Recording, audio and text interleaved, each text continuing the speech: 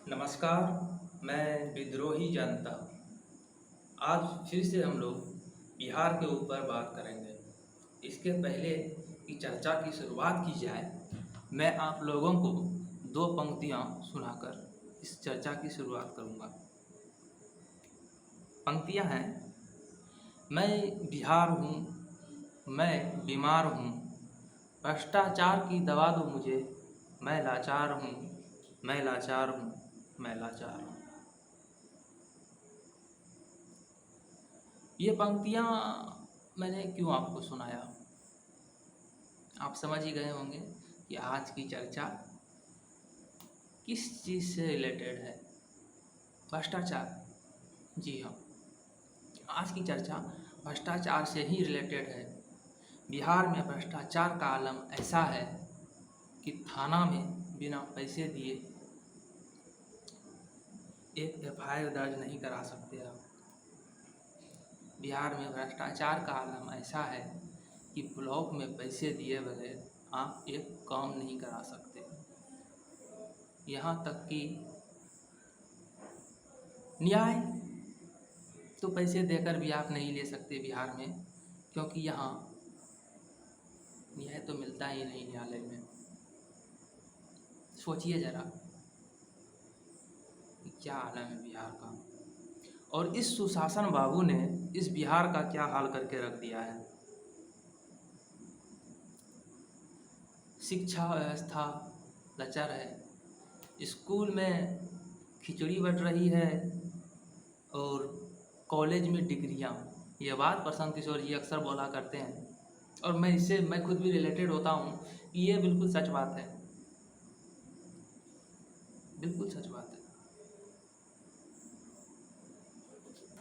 अब सवाल ये आता है कि आखिर इस व्यवस्था से कैसे निकला जाए। बात बिल्कुल सिंपल सी है दोस्तों। भ्रष्टाचार के खिलाफ आप अपनी आवाज़ को बुलंद कीजिए, जिस प्रकार मैं आज कर रहा हूँ यूट्यूब के माध्यम से।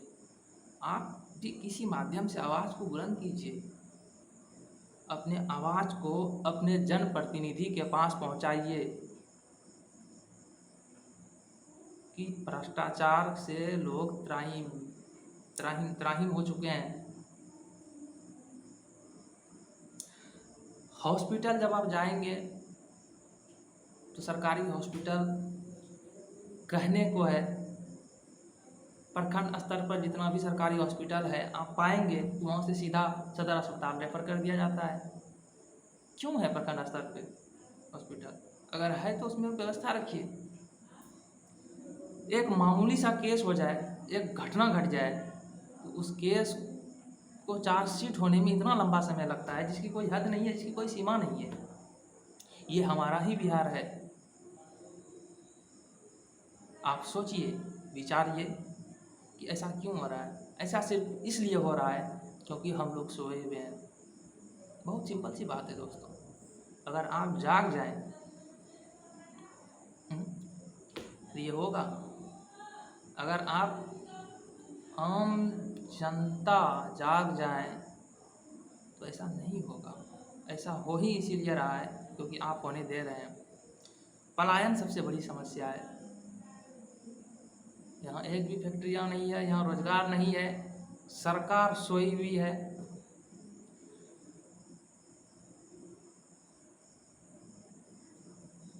और आम जनता भी सोई हुई है। हाँ, वो अलग बात है कि आम जनता दिल्ली और गुजरात में सड़कों पर जाकर सो रही है, पर सो तो रही है। सो तो रही है। आप भी सोइए, जागिए, अपने बातों को रखिए। सरकार को जागना होगा। जब आप जागेंगे तभी सरकार जागेगी।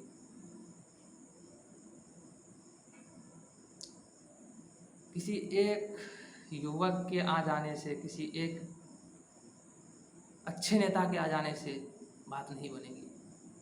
विचारधारा का आना जरूरी है।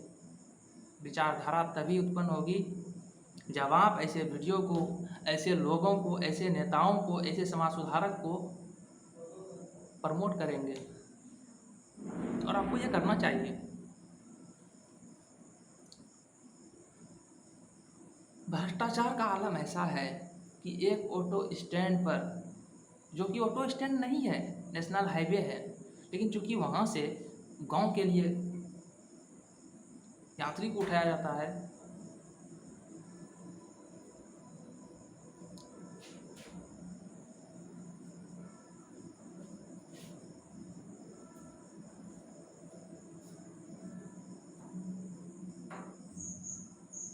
कंसल्टेंसी ही भंग हो गया।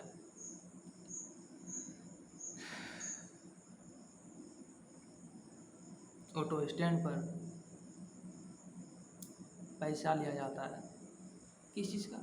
रंगबाजी टैक्स। ये कहाँ संभव है? ये बिहार में ही संभव है।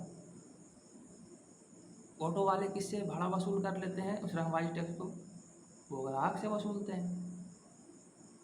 अगर ग्राहक से नहीं भी वसूलते हैं तो ऑटो वाले की अपनी आमदनी घट जाती है।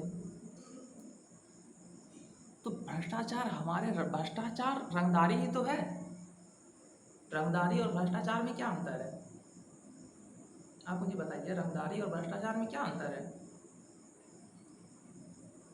कोई विशेष अंतर नहीं है। रंगदारी बंदूक दिखाकर किया जाता है और भ्रष्टाचार कलम दिखाकर किया जाता है। दोनों ही हथियार हैं,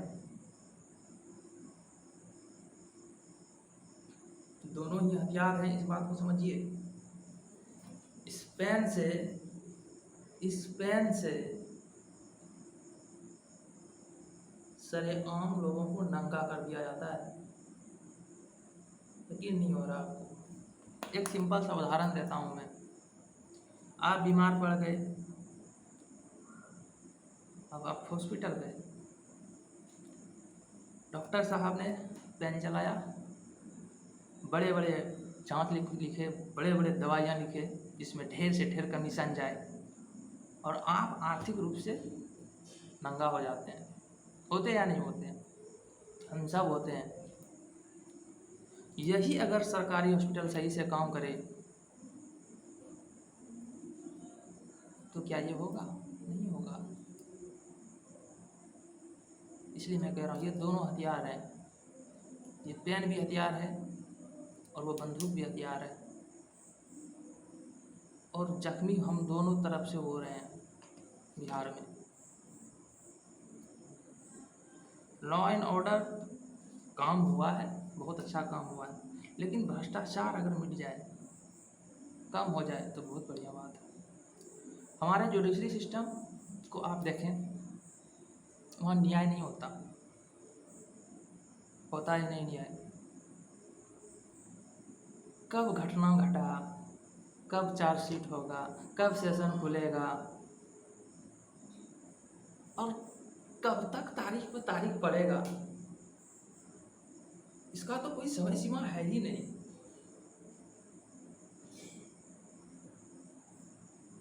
तो दोस्तों, जागिए, भ्रष्टाचार के खिलाफ अपनी आवाज़ को बुलंद करिए, तभी बात बनेगी।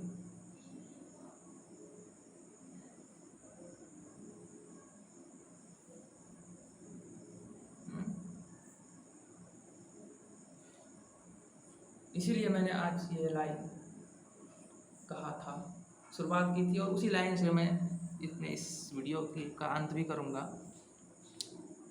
मैं बिहार हूँ, मैं बीमार हूँ, भ्रष्टाचार की दवा दो मुझे, मैं लाचार हूँ, मैं लाचार हूँ, मैं लाचार हूँ। जय बिहार दोस्तों।